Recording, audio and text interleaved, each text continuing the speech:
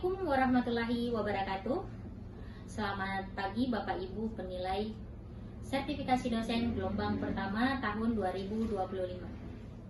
Perkenalkan, saya Mariani SEMM, salah satu dosen tetap di program studi kewirausahaan Fakultas Ekonomi dan Bisnis Universitas Sulawesi Tenggara.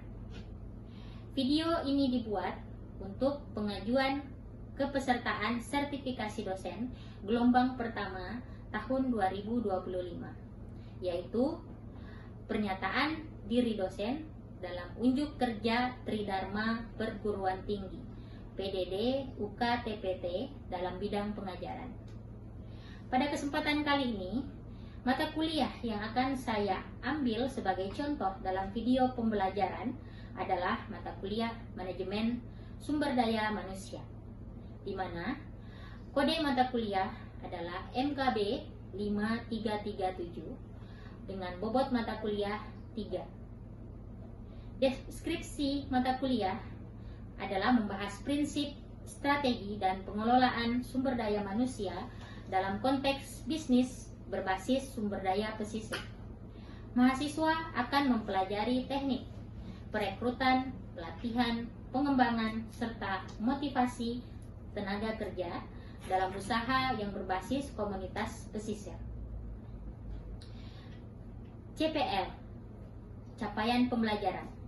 Yang pertama, menguasai konsep dasar dan prinsip kewirausahaan, lalu mampu merancang dan mengelola usaha secara efektif, kemudian menerapkan inovasi dan teknologi dalam bisnis, kemudian memiliki kemampuan kepemimpinan dan keterampilan interpersonal, mengelola keuangan dan sumber daya secara berkelanjutan, lalu mengembangkan jaringan dan kemitraan bisnis, kemudian memiliki sikap profesional dan etika bisnis yang tinggi. CPMK atau capaian pembelajaran mata kuliah. Yang pertama, memahami konsep dasar MSDM dalam bisnis pesisir. Yang kedua, menganalisis tantangan dan peluang pengelolaan sumber daya manusia di sektor bisnis pesisir. Lalu yang ketiga, merancang strategi pengelolaan sumber daya manusia yang sesuai dengan karakteristik sosial ekonomi daerah pesisir. Bahan kajian atau materi pembelajaran. Yang pertama adalah konsep dasar manajemen sumber daya manusia dalam bisnis pesisir. Lalu yang kedua, strategi perekrutan dan pengelolaan tenaga kerja di daerah pesisir. Kemudian manajemen kinerja dan pelatihan tenaga kerja pesisir. Lalu kepemimpinan dalam usaha pesisir. Kemudian regulasi ketenaga kerjaan yang relevan untuk bisnis di daerah pesisir. Studi kasus bisnis pesisir dan keberlanjutan tenaga kerja. Pustaka. Yang pertama saya pakai karya dari Dessler tahun 2020 dengan judul Human Resource Management. Lalu yang kedua Mondi dan Martocchio tahun 2016 yaitu Human Resource Management. Yang ketiga karya dari Robbins dan Judge, judul bukunya Organizational Behavior. Lalu yang keempat, buku atau jurnal terkait manajemen sumber daya manusia di sektor usaha pesisir. Adapun metode pembelajaran, yaitu dilakukan dengan metode ceramah, diskusi, dan pemberian tugas. Kemudian sistem penilaian. Untuk sistem penilaian, absen 20%, tugas 15%, mid atau ujian tengah semester 30%, dan final atau ujian akhir semester 35%. Jadi total keseluruhan adalah 100% sesuai dengan tata aturan yang berlaku di Universitas Sulawesi Tenggara. Untuk video pembelajaran di kelas kita saksikan berikut ini. Assalamualaikum warahmatullahi wabarakatuh. Waalaikumsalam warahmatullahi wabarakatuh. Selamat pagi. Pagi, Bu.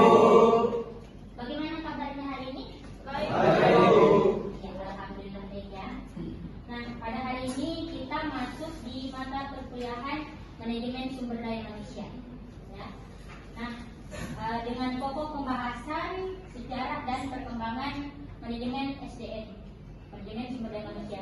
Namun sebelum kita masuk di program kita, ada baiknya kita berdoa terlebih dahulu. Berdoa dimulai.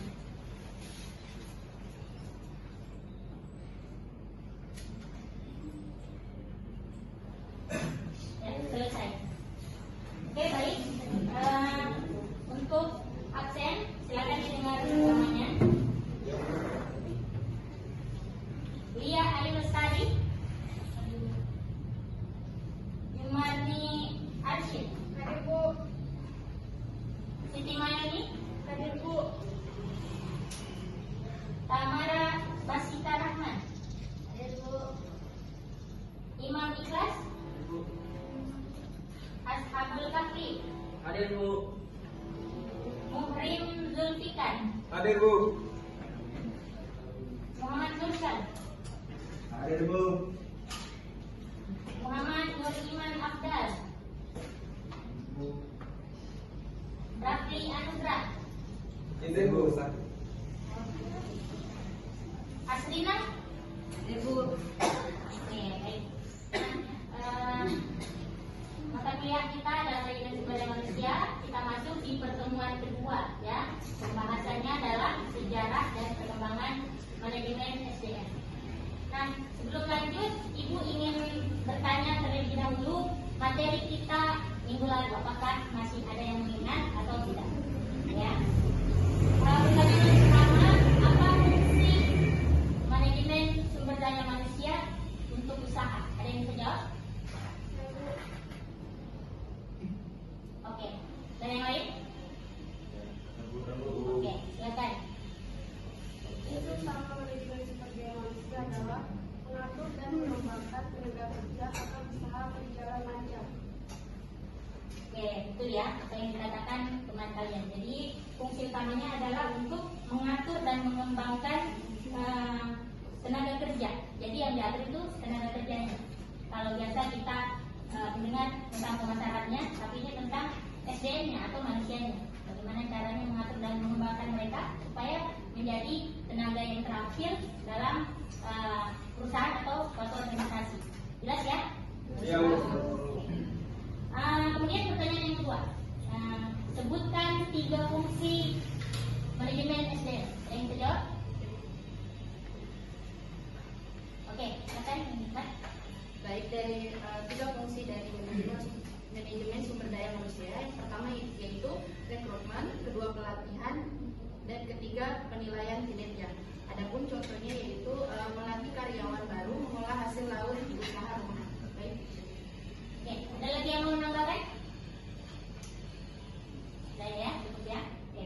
Jadi betul sekali apa yang dikatakan oleh teman kalian bahwa 3 fungsi utama manajemen sumber daya manusia itu ada rekrutmen, pelatihan, dan penilaian kinerja. Ya, dimana kalau kita mau menerima atau membuka lapangan kerja, tentu saja kita harus rekrut dulu atau rekrutmen ya istilahnya. Kemudian ada pelatihan. Setelah kita terima mereka di perusahaan kita, maka kita harus memberikan mereka pelatihan atau biasa yang kita dengar dengan apa biasanya? Seperti ya, betul sekali, training atau magang ya. Nah, kemudian yang terakhir apa? Penilaian kinerja. Jadi setelah dia bekerja sekian lama di perusahaan tersebut, maka kita nilai dia apakah dia sudah bagus pada posisinya atau bagaimana. Seperti itu. Oke, baik ya. Sudah paham sampai sini? Oke, kita masuk di pokok pembelajaran kita pada hari ini, yaitu terkait sejarah dan perkembangan manajemen sumber daya manusia. Jadi kita akan belajar apa saja sih sejarahnya dan perkembangan apa sih dari manajemen sumber daya manusia ini. Oke, baik. Nah, adapun untuk tujuan pembelajarannya, mahasiswa setelah ini mampu menjelaskan sejarah dan perkembangan manajemen SDM. Kemudian mahasiswa mampu mengidentifikasi komponen penting dalam manajemen sumber daya manusia. Lalu yang terakhir, mahasiswa mampu menganalisis peran manajemen sumber daya manusia dalam organisasi modern. Kita masuk di materi kita pada hari ini. Nah, di sini ada definisi manajemen sumber daya manusia. Nah, tentu seperti yang Ibu katakan tadi bahwa manajemen sumber daya manusia itu adalah proses merencanakan, mengorganisasi, memimpin dan mengendalikan kegiatan yang berkaitan dengan tenaga kerja. Nah, tenaga kerjanya di sini apa? Seperti karyawan ya, itu bagian dari tenaga kerja dalam sebuah organisasi dan tentu saja untuk mencapai tujuan organisasi secara efektif dan efisien.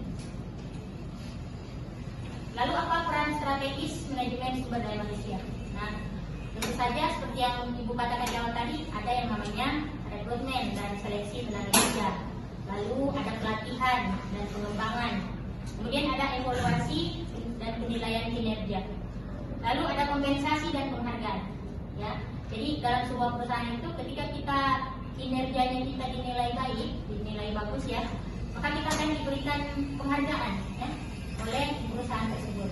Lalu ada hubungan industrial dan ketenaga kerjaan. Lalu yang terakhir ada pengelolaan budaya organisasi.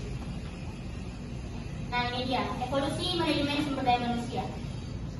Ya, dari istilahnya dari zaman ke zaman seperti apa sih manajemen sumber daya manusia ini. Nah, di era awal atau di pra-industri, manajemen sumber daya manusia itu dikaitkan dengan hubungan kerja yang bersifat personal atau tidak ada struktur manajemen sumber daya manusia. Nah, di sini karyawan itu istilahnya diistilahkan dia cuma sebagai alat ya, dijadikan sebagai alat untuk mensukseskan perusahaan tersebut atau supaya perusahaan itu berkembang. Jadi tidak diperhatikan dari sisi manusianya, ya seperti itu. Kalau sekarang kita tahu kalau jam kerja dari jam 8 sampai jam 5 ya, ada dari waktu ke waktu istilahnya. Jadi tidak full selama 24 jam. Nah, dulu ada yang seperti itu, bahkan kerja dan tidak digaji malahan, ya seperti itu. Nah, lalu ada di era revolusi industri. Nah, di era revolusi industri SDM mulai dikelola sebagai tenaga kerja, ya, fokus pada efisiensi dan produktivitas. Lalu di era klasik dan ilmiah, tokoh seperti Frederick Taylor mulai menerapkan scientific management. Kemudian di era modern, di era yang sekarang ya, SDM dipandang sebagai aset strategis. Jadi memang betul-betul itu karyawan itu sangat diperhatikan ya. Istilahnya tidak dipakai lagi sebagai alat untuk perusahaan itu, tapi sudah dipandang sebagai aset dia. Jadi harus untuk menjaga perusahaan itu dapat berjalan dengan baik, maka karyawannya juga harus diperhatikan dengan baik pula. Gitu ya. Nah, ini dia tokoh-tokoh penting dalam sejarah sumber daya manusia. Ada yang kenal dengan mereka? Ya, itu ya. Di sini Ibu tampilkan cuma 4. Sebenarnya banyak, tapi yang paling terkenal tokoh-tokohnya mereka ini. Ya. Yang pertama itu ada Frederick Winslow Taylor, yaitu dikenal dengan ilmu manajemen kerja atau scientific management. Kemudian ada Elton Mayo, pentingnya motivasi dan relasi sosial. Lalu ada Henry Fayol dan Max Weber. Dia dikenal dengan teori manajemen birokratis dan administratif. Lalu ada Gary Dessler, tokoh kontemporer sumber daya manusia.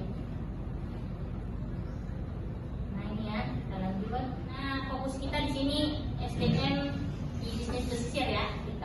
Jadi kita angkat juga topik ini. Jadi sumber daya manusia sebagai pilar utama pengelolaan usaha berbasis komunitas. Lalu ada tantangan geografis dan sosial budaya memerlukan pendekatan SDM yang adaptif. Dan yang terakhir ada perlunya strategi berbasis kearifan lokal. Nah, oke, sampai sini ada yang ingin bertanya? Oke, silakan. Imam Idras, silakan. Bu, bagaimana manajemen SDM dapat berperan dalam memberdayakan masyarakat pesisir? Oke, ada lagi yang ingin bertanya? Oke, Ashabul Kahfi ya. Ya,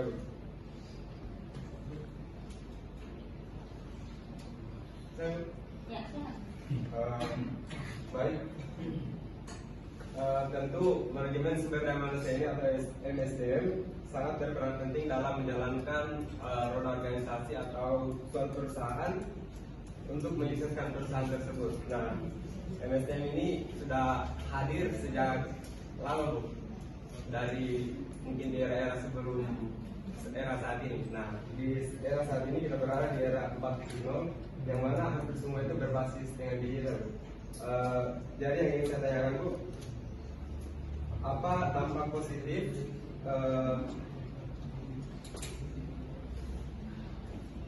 perkembangan teknologi terhadap manajemen sumber daya manusia atau MSDM? Bu. Oke, baik. Ya, tadi pertanyaan dari saudara Imam Ikhlas ya. Dia bertanya tentang bagaimana SDM dapat berperan penting dalam memperdayakan masyarakat pesisir, ya, betul ya. Nah, tentu saja untuk memperdayakan masyarakat pesisir kita akan mengadakan yang namanya pelatihan, pengembangan keterampilan mereka ya, supaya mereka bisa diperdayakan. Kita bisa membaca usaha apa saja sih yang pantas untuk di daerah pesisir ya, seperti itu. Oke, bagaimana Imam? Kemudian pertanyaan dari Ashabul Kahfi ya tadi ya. Nah, dia bertanya bagaimana dampak positif terhadap perkembangan manajemen sumber daya manusia. Tentu saja ini sangat baik ya. Kita tahu kalau dulu kita mendapatkan informasi itu melalui media cetak, koran ya, atau pengumuman, dan itu saya yakin tidak semua masyarakat bisa membaca atau bisa mendengar informasi tersebut ya, betul ya? Iya, betul. Nah, dengan perkembangan SDM saat ini, apalagi dengan perubahan teknologi yang sangat canggih pada saat ini, kita bisa mengakses seluruh informasi itu di salah satu benda kecil aja yang di tangan kita. Apa namanya? Handphone. Handphone. Jadi cepat sekali. Sekarang itu media sosial sudah sangat berkembang pesat ya. Baru sejam 2 jam sudah langsung viral, ya, betul ya? Seperti itulah manfaat dari istilahnya perkembangan manajemen sumber daya manusia itu, ya. Jadi informasi seputar penerimaan karyawan, rekrutmen, dan bahkan mungkin apresiasi dari karyawan tersebut sudah sangat cepat untuk kita ketahui karena informasinya sudah sangat cepat didapat melalui teknologi yang ada saat ini, yaitu melalui handphone kalian ya tentunya. Ya. Oke, bagaimana Pak? Ya, ini dia selanjutnya. Nah, kita akan pelajari tantangan global SDM ya. Ini seperti yang tadi teman-teman kalian sudah tanyakan ya tentang apa-apa saja tentang perkembangan SDM saat ini ya. Ini termasuk dari bagian tantangan global SDM. Nah, di sini ada perubahan teknologi. Kemudian ada persaingan tenaga kerja. Kemudian ada isu keberagaman dan inklusi, lalu ada regulasi ketenagakerjaan global, dan yang terakhir itu ada tuntutan berkelanjutan. Oke, lanjut. Nah, ini dia studi kasusnya. Di sini ada kasus ya, kasus tentang sebuah UMKM pengolahan hasil laut di daerah pesisir, kekurangan tenaga kerja terampil ya. Jadi akan timbul pertanyaan, kira-kira strategi rekrutmen apa yang harus diterapkan, lalu bagaimana peran pelatihan dalam meningkatkan kompetensi SDM lokal ya. Itu. Kemudian ya, ini dia rangkuman kita mata kuliah pada hari ini. Tentu saja manajemen SDM telah berevolusi dari fungsi administratif ke strategis. Lalu ada sejarah dan teori SDM membantu kita memahami perubahan pendekatan pengelolaan tenaga kerja. Lalu ada komponen manajemen SDM saling berkaitan dan penting dalam semua bentuk organisasi termasuk bisnis pesisir. Nah, ini dia untuk tugas individunya ya. Ini singkat saja. Kalian membuat ringkasan. Nanti ini ibu share di grup WhatsApp ya, grup WhatsApp mata kuliah manajemen sumber daya manusia. Nah, untuk pengumpulannya minggu depan, oke? Oke, itu saja materi kita pada hari ini. Terima kasih. Mohon maaf